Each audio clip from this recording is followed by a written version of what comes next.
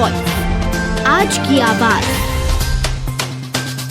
कांग्रेस नेता पूर्व मंत्री सज्जन सिंह वर्मा ने किया बड़ा खुलासा। इंदिरा गांधी द्वारा लगाए गए आपातकाल को उस वक्त के अधिकारियों के कारण बदनाम हुआ।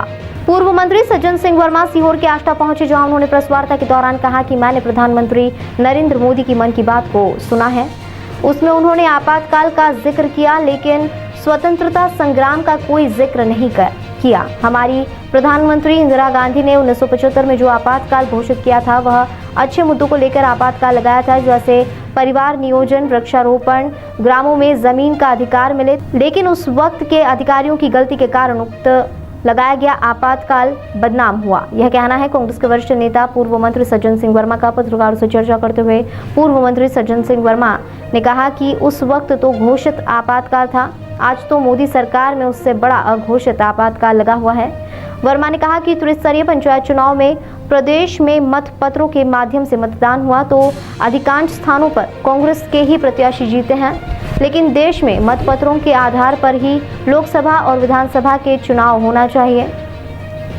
विकास के मुद्दे पर लड़ेंगे आष्टा नगर पालिका का चुनाव। पूर्व मंत्री सज्जन सिंह वर्मा ने कांग्रेस प्रत्याशियों एवं कांग्रेस नेताओं की बैठक के बाद परमार लॉ चैम्बर में पत्रकारों से चर्चा करते हुए कहा कि आज एक दिवसीय प्रवास पर कैलाश परमार चैम्बर में आज कांग्रेस जनों की बैठक हुई तथा वार्ड में जनसंपर्क किया एवं कहा कि नगर पालिका के चुनाव पहले भी हुए हैं, जनता ने आशीर्वाद दिया, इस बार भी आशीर्वाद मिलेगा।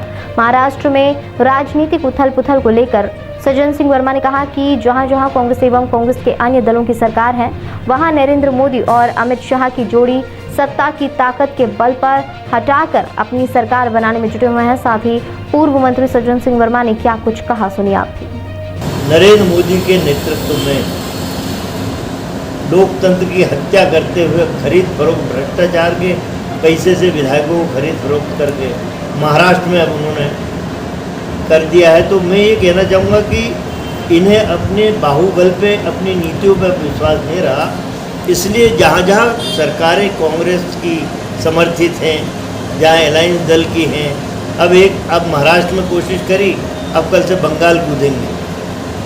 तो ये लोग अपना आत्मविश्वास खो चुके हैं और जो देश में इस समय भयानकतम महंगाई का दौर है, नौजवान के हाथ रोजगार से खाली पड़े हैं, किसान को उसकी फसल का मूल्य नहीं मिल रहा है, ये सारी बातें भारतीय जनता पार्टी के खिलाफ जा रही हैं।